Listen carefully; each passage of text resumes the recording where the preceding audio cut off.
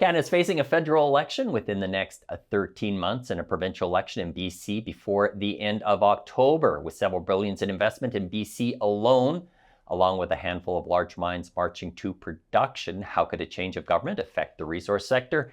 Stewart Muir, he is founder of Resource Works, which advocates for mining, forestry, and oil and gas industries. He's also a new podcast host, Power Struggle, at powerstruggle.ca. Stewart, welcome to Kitco. Thank you. Stewart, we've known each other for a very long time. It kind of goes back to the early last decades. You know, I remember you advocating for the resource sector and for the mining sector. There's been a sea change since that time. Critical mineral strategies. We've seen that the North American governments have bankrolled or put several billions into the mining sector. Is this support due to your work? Well, I would never make a claim like that. I think we've been affected by the public setting. It's getting harder to do projects now than it used to be. So I would hate if someone said, is it harder because of you? and I wouldn't take credit. But, you know, the world is a materials intensive place. There's more people. They're enjoying higher standards of living. It takes material inputs. We all know that. And it's going to be the challenge of our times for generations to come of, you know, this kind of work. I do think that where we are here in Vancouver, it is often called the left coast or the California of Canada. You know, it's a place where you've got these tectonic plates of society kind of pushing against each other. And it is a place where I think there's always been innovation in how we do things, innovation in technology, in mining technology, but also I think in social discourse, because where that meets politics is where the economy comes into play. And so we need to have successful processes to bring laws into place, regulations that allow things to move, and that's really difficult. Let's talk about the mining sector. We were talking off camera before about, because you have a view of the resource sector in general right now with oil and gas and with forestry as well. Talk about mining though. Why is it so important to British Columbia? Well, I think one of the things about mining is when you're talking about mining development in British Columbia, as distinct from the mining development from professionals in the buildings around us here in downtown Vancouver that might be anywhere in the world, which is a really important part of the story too. But if you take the, you know, in BC part, these are deposits that exist geographically in a place. They're trapped in the earth. They can only be developed where they are. Mm-hmm. So unlike, say, manufacturing jobs or services that can be done anywhere, and they are done where in the globalization era, wherever they're cheapest. Well, with mining, that deposit will be developed by those who are on the ground. And for Canada's incredible mineral wealth, the complete chain of value can be realized here in Canada, which is a great advantage. And I don't think we often enough communicate to government decision makers how important it is to recognize, you know, that, because so much comes off of it. You know, I heard someone who's vying for some political gain in the British Columbia election telling us that we need to get away from these bad old industries toward technology. This leaves me really confused because the technology I see being developed that's enriching the economy and the processes, it's actually coming out of the demands of the materials sector, of mining, of oil and gas and forestry. You know, that's where the innovation is if someone needs to meet emissions targets or environmental standards, and they need some equipment to help them do that. You know, what do you think they do? They go and find a supplier who can build that, and then they pay the money to supply it so they can do this. It's such a massive driver of everything, and I think we can never give up looking for ways to make sure we communicate that to voters and the people they elect. What's a scorecard for the NDP government? So I mentioned at the start that we have the provincial election that is coming at the end of October right now. I think they've been in power for about 8 years right now. It's not been a bad time for the resource sector. We had Newmont that came into the Golden Triangle, and that's, you know, that's putting several billions into the province right now. We do have some mines that are marching towards production, but you know better as an advocacy, talking to people, how has the government looked so far, and what could be a change if we see a change of government? Yeah, I want to give credit where it's due. Yeah. The current BC government, the one that's asking for re-election, has done some really good things. The fact that Artemis as well as Newmont has been pouring capital here. You see the promise of Skinner Resources and SK Creek. That one was the first UNDRIP era mine where they got the benefit of Section 7 of the declaration to allow them to more easily get into the right partnerships with First Nations. And that's a really important piece for what's coming in the future, because whether or not we have a government that wants to have the same legislation for Indigenous economic reconciliation as we have right now, or change it in some fashion, which is what the BC Conservatives are saying they want to do, it still is the fact that the jurisprudence and legislation of Canada in 2024 and beyond will be seeking to repair the colonial era harms suffered by Indigenous peoples. And so that'll be a driving factor in the economy, whoever is running the show. And so getting it right. So I think BC really set a good example in what it did. It's still too early to say whether that good example has produced tangible results going forward. So I hope it does. So credit to the BC NDP government for that. Where I think you can find in the mining industry, questions, it is the regulatory burdens. I often hear it called the pancaking effect, where how often do we see new regulations come in versus old regulations being thrown out? It doesn't happen that way. It's just new regulations all the time, stacked on top of old regulations, and pretty soon you have this effect that to do anything is so onerous on a developer that they're really going to be looking at other places they can do that.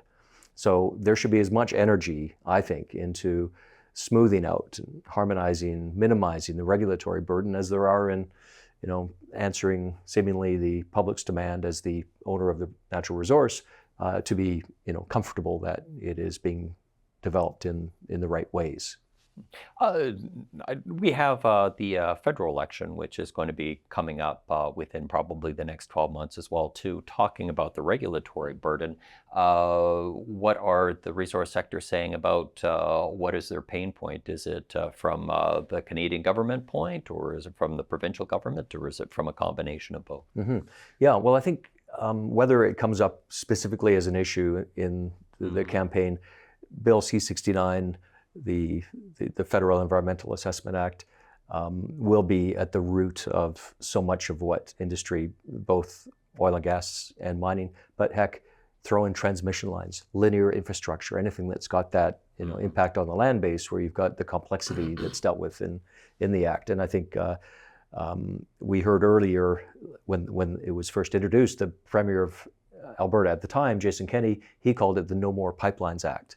And I'm not sure we've had any new pipelines approved since that time. Maybe some local, connector pieces have been approved since then. But there's so much opportunity for BC and Canadian molecules to find their way to market. But Bill C-69 introduces all these issues. That's what we've heard from the oil and gas sector, from the mining sector. I think there's a litany of concerns over this as well. So it's really the same issue experienced in different ways, particular to the industry. But I think if these voices from industry can look at strategies to work together, so their combined voice on the most important priorities can maybe have the loudest and greatest impact on what the informed voter is hearing and thinking about in these economic discussions. Because here's a great little analogy for a hockey country. You've got an ice rink, and you've got teams that play on there. One wins, one loses. But you're not going to have a good game unless a Zamboni driver has gotten out there and cleaned that ice. We have a tendency for governments to pick the winners and losers who's on the ice. We're going to promote this industry because we prefer that. Well, they shouldn't be doing that. What they should be doing is getting on the Zamboni and making sure that sheet of ice is frictionless, it's perfect, so we can have the best game. And the best solutions will be the ones that prevail. And this is a just recurrent mistake in Canadian policymaking. And I could give some examples. I mean, look at the federal investments into battery manufacturing for EVs. I mean, it sounds great. It creates a warm feeling. It sounds good. We're part of that. But it still is picking a winner. and they don't know. No one knows whether it will be, the solution. And the downside will be that if it isn't the solution, who's on the hook for it? The Canadian taxpayer is. Let's talk about electricity in the province of BC. You had a study out talking about the need for nuclear energy. Why? We think that even though it's illegal to develop, uranium mining and nuclear energy on the books in BC, and you'd have to have change there for anything to go forward, at a time when BC Hydro, which has a legacy infrastructure based on flowing water, is seeing routine droughts that are impacting its ability to provide the electricity that a growing economy and more intensive use of electricity by residents and industry. You see this industry, you see the hydro model challenged. Mm-hmm. So that is baseload, stable, reliable power. Maybe over time, climate change will mean that there is less and less reliance on hydro. But if not on hydro, then on what? And I know that the thinking in government goes to, we'll just do wind. But wind is intermittent. It's not reliable baseload power. And I know there's those who will say, you just build a big battery and store it there. Well, when you start to look at the physics of that, you can easily see that the economic and physical challenges of that are formidable.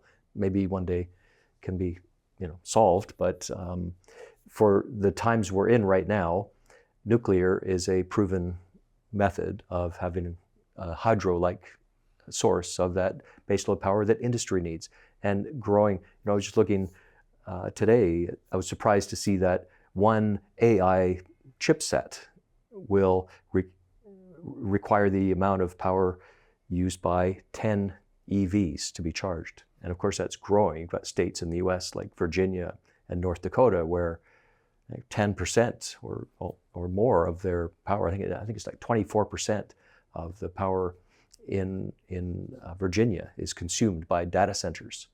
And that's only growing.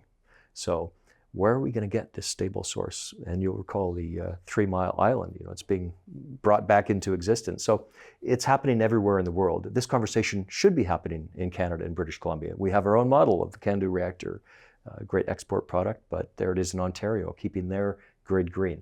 So the reason we need nuclear power to be thought about is to have green and reliable power in British Columbia. I had a question about young people and talking about the resource sector in general as well. So you'll have a lot of miners that we talk to, and then they'll say that their mine gets into some trouble, whatever, having to be in terms of a community engagement or something like that. And there's like no appreciation for the fact that your iPhone depends upon the materials that you have in it. Your keyboard depends upon the materials that you have in it right now. Where are we kind of in the long-term game in terms of actually kind of advocating for kind of getting some mind share, or getting some realization, or getting some embrace regarding with mining? Because we've still seen some very large projects that have been taken offline just because there hasn't been a real appreciation right now. I know this is the type of the work that Resource Works does, but what has been some of the strategies that worked, and what's some of the penetration in terms of this that is actually bearing some fruit? Yeah, that really is one of the biggest and toughest questions. It's that if only people understood how important this was to their economy, if only people understood how reliant they are in their everyday life on the stuff, then things would be so much better for this project, if only. And that's a recurring thing across industries, I think. And we see school programs. I think mining has been a leader in terms of getting the information out to the children. You still have to get through the gatekeepers of the teachers and the curriculum system to get that information in front of children. I think anyone who's doing that work in that vein is doing important work and should be encouraged. It's not something that we have seen for Resource Works as something we can fit into our finite hours of the day, but I think it is good. There is also the natural human temptation where one sees an adversary to say, well, let's sort this dispute out. Let's not come to blows, but let's confront the objector. As satisfying and natural as that can seem, just it's the very deepest human nature. Usually, engaging in the conflict in a direct form is not the pathway to good outcomes. I think what's more important is to reach decision makers in ways that are relatable. I think communities, if you're dealing with mayors, councillors, First Nations governments, and First Nations economic development corporations, which have very different mandates and characteristics, and I think one should consider one's relationships with both of those in slightly different ways. Trade unions, the training institutions, be that BCITs, Nicola Valley Institute of Technology, or the universities, finding the actors in these institutions who've got a self-interest. All of these players have a self-interest that is aligned, maybe not perfectly and completely in every sense, with a mine developer, proposer, explorer, but finding those alignments and then saying, how can we work together towards this? Because that's how you can build a coalition and strength. It's one thing I don't see done all that well, because I think there's a fixation, which is easy to understand, with the check boxes that must be ticked off to go through a complex regulatory process. So I think there's a sort of tendency in a lot of developers, a lot of project proposers I see, to be more narrowly obsessed. I think if they can just sit back a little bit and think about, what do my relationships look like? How am I interacting with my communities, my very different, diverse communities, in order to, recognize that self-interest that we share, and then turn that into something where we're advocating to the regulators and decision makers. Lastly, Stewart, milestones that you're looking at over the next 12 months in the resource sector. We've had a number of macro events that have been happening. We've had the Fed easing. We've mentioned it before. We have some very key elections that are going to be happening over the next 12 months. We do have some mines that are marching production. What are you seeing out there, though? What do you think is going to be consequential for the resource sector over the next 12 months? I think that the day that the first ship sails from the port of Kitimat, sometime probably in 2025, with a load of Canadian LNG for wherever it's going, that will be a historic moment. It will also be a boatload of money. My rough calculations would be that a ship like that, full of LNG, could be worth $100 million, that cargo. It's a vast amount. And if you repeat that, you could do the math easily enough, a couple of times a week over a year or a decade, creating a huge amount of uplift for the Canadian economy and all Canadians, delivering a product to market that is going to tangibly, measurably, potentially reduce the amount of emissions that they are creating, because it can displace other forms of energy. So it's such a huge win. It is celebrated. I fear that there won't be the ticker tape for it. I fear there won't be the ticker tape parade for this that it deserves, because when the Trans Mountain pipeline was finished earlier this year, the people who should have been out celebrating it, those in government, I think they didn't want to take the win on that. They deserve credit for it, but they didn't want to take it, which is a sad comment on perceptions of public sentiment on these issues. Stewart, thank you for your time. Thank you, Mike. My name is Michael McRae. You're watching Kitco Mining.